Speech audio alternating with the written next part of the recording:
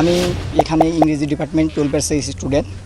তো আমাদের এখানে যে ঝামেলাটা হয়েছে, এখানে অ্যাকচুয়ালি আমাদের কর্মসূচি ছিল অবস্থান কর্মসূচি। আমাদের উদ্দেশ্য ছিল আমরা মডার্নে গিয়ে অবস্থান করব, কিন্তু আমাদের যে এখানে ছাত্র সংগঠন আছে তারা আমাদের আগেতেই জানিয়ে দিয়েছিল যে অবস্থান, ছাত্রলীগ ছিল এখানে। তো ওরা আমাদের জানিয়ে দিছে যে এখানে হচ্ছে আপনাদের অবস্থান কর্মসূচি করা যাবে না, আপনারা হচ্ছে পদযাত্রা করেন।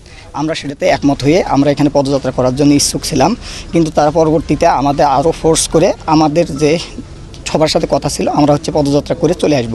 কিন্তু আমাদের যখন ক্যাম্পাসের গেটে যখন চলে গেছে তখন ছাত্রলীগ সহ বাকি স্যাররা যারা আছে তারা আমাদের হচ্ছে বাধা প্রদান করছে।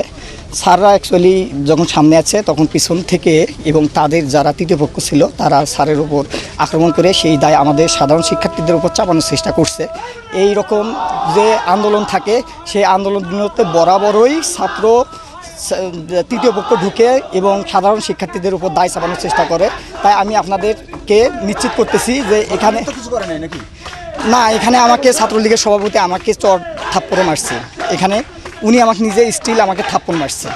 এখানে কথা হচ্ছিল আমাদের গত 9 দিন ধরে এখানে আমরা অনুষ্ঠান করতে সমাবেশ করতেছি। এখানে কোনো প্রকার আমাদের সাধারণ শিক্ষার্থী বিশৃঙ্খলা করে নাই, কিন্তু ওনারা আসার কারণেই এই বিশৃঙ্খলা হয়েছে। এই দায়ভার সাধারণ শিক্ষার্থীদের না।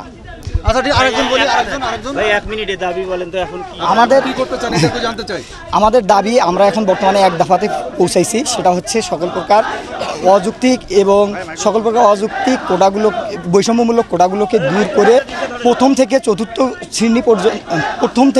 শ্রেণী পর্যন্ত যথাযথ কোটা সংস্কার করা। আর এখানে আমাদের হচ্ছে বিচার বিভাগের সাথে আমাদের কোনো সম্পর্ক নেই, আমাদের সম্পর্ক হচ্ছে নির্বাহী বিভাগের কাছে। কারণ আপনারা জানেন সংবিধানের 29 নম্বর অনুচ্ছেদে বলা হয়েছে সরকারি চাকরি ক্ষেত্রে সকল নাগরিক সমান সুবিধা ভোগ করবে। কিন্তু এখানে আরও আছে যারা অনগ্রসর জনগোষ্ঠী আছে, তাদের জন্য একটা নির্দিষ্ট কোটা ব্যবস্থা থাকবে। এটা কোটা ব্যবস্থা কিছু সংখ্যক অনগ্রসর জনগোষ্ঠীর জন্য এটা সাংবিধানিক অধিকার, কিন্তু 18-এর পরিবর্তে যেটা করা হয়েছিল